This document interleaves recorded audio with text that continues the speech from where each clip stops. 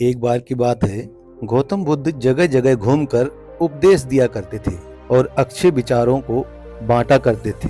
वे लोगों के जीवन के दुखों को दूर किया करते थे। उनकी बातों को सुनकर लोग बहुत खुश हो जाते थे, इसलिए लोग उन्हें बहुत पसंद किया करते थे। लेकिन कुछ ऐसे भी लोग थे जो गौतम बुद्ध से ईर्ष्या करते थे। एक बार गौतम बुद्ध अपने शिष्यों के साथ भ्रमण कर रहे थे कि तभी एक व्यक्ति उनके पास आया और उन्हें उल्टी सीधी गालियां देने लगा और उन्हें ढोंगी बोला। यही सब सुन लेने के बाद भी महात्मा बुद्ध ने कोई प्रतिक्रिया नहीं दी। वे शांति और चुपचाप रहे। ऐसे में उस व्यक्ति ने फिर से गौतम बुद्ध को उल्टी सीधी गालियां दी और उनके पूर्वजों को भी भला बुरा कहने लगा। लेकिन फिर भी महात्मा बुद्ध ने उसे कोई प्रतिक्रिया नहीं दी और वे शांत रहे। यह सब देखकर उनके शिष्य और आसपास मौजूद लोग अचरज में थे कि महात्मा बुद्ध उस व्यक्ति को कोई जवाब क्यों नहीं दे रहे हैं। कुछ देर बाद वह व्यक्ति अपने आप ही शांत हो गया। उसके शांत हो जाने के बाद बुद्ध ने कहा, अगर कोई हमें तोहफा देता है तो यह हमारे ऊपर है कि हम उसे लेते हैं या नहीं।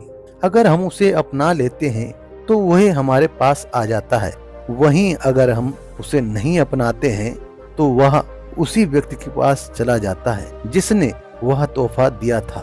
उसी प्रकार इस व्यक्ति द्वारा दिया गया अपशब्द स्वीकार करना या ना करना मेरे ऊपर है। हमें कभी भी तुरंत प्रतिक्रिया नहीं देनी चाहिए। हमें हमेशा शांत होकर सही या गलत के बारे में विचार करके प्रतिक्रिया देनी चाहिए। इससे बुरी से बुरी बातें टल जाती हैं और मुसीबतों से छुटकारा मिल जाता है। बुद्ध की ये बातें सुन लेने के बाद वही व्यक्ति शर्मिंदा हो गया और तुरंत बुद्ध के चरणों में गिर गया और उसने माफी मांगने लगा। बुद्ध ने उसे माफ कर दिया और आगे बढ़ चले। बुद्ध जी कहते हैं कि कुछ भी स्वीकार करना या ना करना हमारे ऊपर है, इसलिए हमें जीवन के लिए अच्छी चीजों को स्वीकार करना चाहिए और वहीं ऐसी चीजों को अस्वीकार करना चाहिए जो हमारे जीवन के लिए अच्छी नहीं है।